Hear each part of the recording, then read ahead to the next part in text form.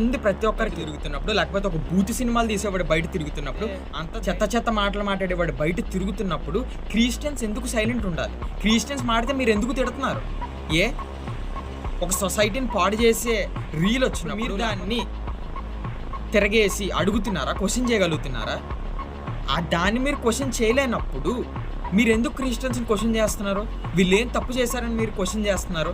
మీ దేవుడు మీకు చెప్పింది చేస్తుంటే మా దేవుడు మేము మాకు చెప్పింది చేస్తున్నాం. మీరు కావాలంటే చదువుకోవచ్చు. మార్క్ చాప్టర్ 16, 15, 16 వర్సెస్లో ఉన్నాయి. Go to the whole world and preach. నమ్మేవాడు నమ్మతాడు, నమ్మనోడు నమ్మడు. నువ్వు వింటే వినే, లేకపోతే మానే, వదిలే. కానీ చెప్పడం మా పని. మీరు ఎంత తిట్టినా, మీరు ఎంత మా ఫ్యామిలీస్ అన్నా ఎవరో రియాక్ట్ అవ్వరు. ఎందుకంటే మాకు ముందుగానే మా దేవుడు చెప్పాడు, మీరు మా గురించి చెప్పేటప్పుడు definitely people will tease you, people will criticise you, but then forgive them, క్షమించేయండి. మా దేవుడు చెప్పిన విధంగా మేము చేస్తున్నాం. బూతులు మాట్లాడకుండా మీరు డిబేట్ చేయలేరా? ఆన్సర్స్ లేవా?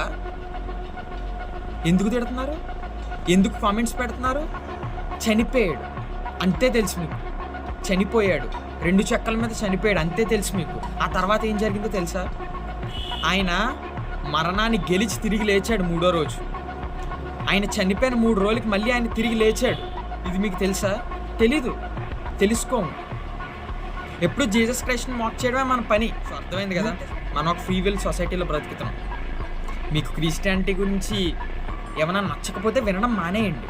అంతేగాని అనవసరంగా తిట్టద్దు, అనవసరంగా కొట్టద్దు, అనవసరంగా ఎవరిని చంపద్దు. నచ్చితే వినండి, లేకపోతే మానేయండి.